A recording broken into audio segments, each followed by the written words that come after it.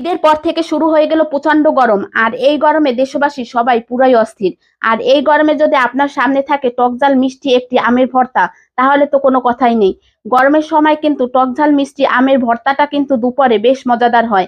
আর আজকে আমি আপনাদের সাথে খুব সহজে এই ভর্তার রেসিপিটি শেয়ার করব। আর এর জন্য নিয়েছি এখানে কিছু আমগুলো প্রথমে আমি খোসা ছাড়িয়ে নিব। তারপর এগুলো আমি একটি গ্রেটারের সাহায্যে ভালোভাবে গ্রেট করে নিব। সবগুলো আমি একসাথে গ্রেট করা হয়ে গেলে আমি এর ভিতরে দিয়ে দেব লেবু পাতা, আর দিয়ে দিব সামান্য লবণ। এখানে আমি দিয়ে দিব চিনি, আর দিয়ে দিব বোম্বাই মরিচ। আপনারা এখানে যে কোনো মরিচ অ্যাড করতে পারেন। আমি এখানে বোম্বাই মরিচটা অ্যাড করছি। বোম্বাই মরিচটা দিলে আমের ভর্তা থেকে দারুণ একটা ফ্লেভার আসে। আর এখানে আমি দিয়ে দিছি পান খাওয়ানোর সামান্য চুন।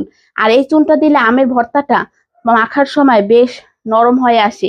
আর এটি খেতে কিন্তু বেশ মজাদার হয়। সবগুলো উপকরণ একসাথে হাতের সাহায্যে মাখাজাখা করা হয়ে গেলে আমের ভর্তাটা আপনারা বাটিতে নিয়ে খাওয়া শুরু করে দিবেন। ধন্যবাদ সবাই।